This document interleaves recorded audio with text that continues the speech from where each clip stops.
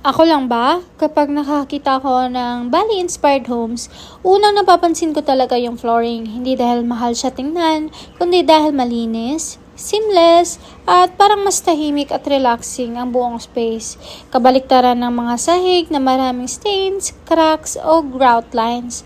Kaya gusto kong subukan itong epoxy floor coating kasi nakakatulong itong gawing mas smooth at mas unified ang itsura ng ordinaryong cement floors gaya ng mga Bali homes. Ang resulta, mas modern, mas maayos tingnan at may resort-inspired vibe na parang gusto mong tumambay buong araw. Hindi man tayo nasa Bali, pero pwede nating dalhin yung parehong peaceful aesthetic sa sarili nating bahay. Starting from the floor. Ang kagandahan nga nitong boutique is kaya mo na siyang i-DIY. Kami lang nga ni partner ang gumawa nito kasi napaka-user friendly.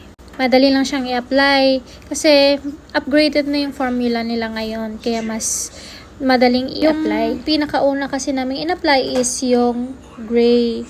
Then tinry namin ng beige hanggang naisip namin ang gusto naming final color is itong sea gray. Kaya ito na yung ginamit namin dito sa floor. And achieve nga yung gusto namin na parang pareho sa Bali na mga bahay ang flooring. Seamless at ang linis.